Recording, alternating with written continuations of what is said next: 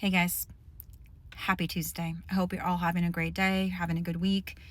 I wanted to share this and I've been meaning to. I've forgotten, but today I'm going to do it today. So, when I visit patients, because I'm a hospice chaplain, I go in, I visit people that have designated a preference for spiritual comfort and support during this chapter of their lives. And so I go and I spend time with them. Sometimes the family who have their power of attorney designate this, knowing that this individual had a deep, preference or not preference, a deep faith rooted in their religious belief. And I support everybody, no matter what their background is.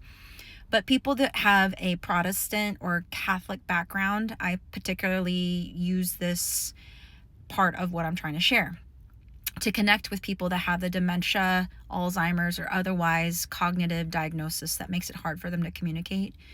So with that being said, the power of music is extremely incredible, because some of these individuals that I'm visiting with, like I said, I have a hard time communicating. So obviously I could just go and kind of go through the motions, but I try not to, because I try to speak to the soul and the spirit that lives so actively, powerfully inside of all these individuals.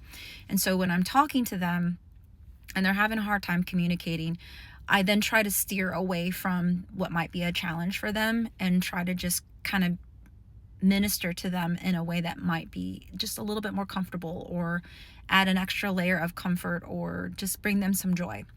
So growing up in Sunday school, most of us sang Jesus Loves Me, or Jesus loves the little children, or a lot of us grew up singing hymns, and so Amazing Grace is a very well-known hymn. So I've found in the last couple of weeks, it's been tremendously encouraging, and it's been just so affirming to me in my faith. I go there to minister to people. I go there to encourage them, support them, comfort them. But oftentimes, as it is always in ministry, what you intend to give out, oftentimes you get so much more in return. And that's true for me every day.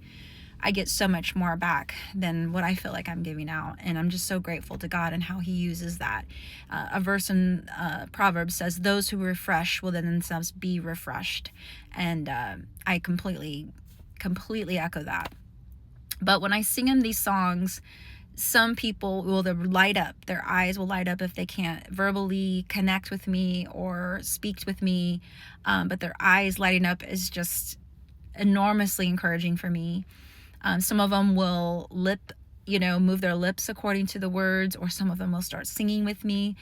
The power of music. So if you have a loved one that you feel has a deep rooted faith in God and has lived their life pursuing his plan for their life and put their trust in him, and yet maybe they have a diagnosis like this and you have a hard time communicating with them. Sometimes I feel like family don't go to visit their loved ones with diagnoses like this, because it's so hard for them to see their loved ones so changed, or they're so different. I encourage you to try music.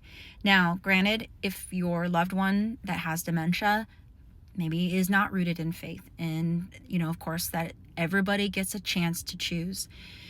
But I would still tell you, take something that was deeply rooted and grounded in their childhood, in their upbringing, and bring that to light, whether that be an actual song, or that be like, for instance, a joke, or a color, or a food, or something that will help freshen, revive something inside that is still there. It's still there. It's just changed.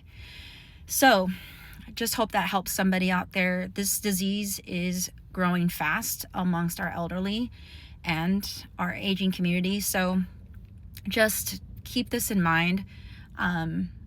Hopefully it helps somebody out there. God bless you guys. Have a good rest of your day.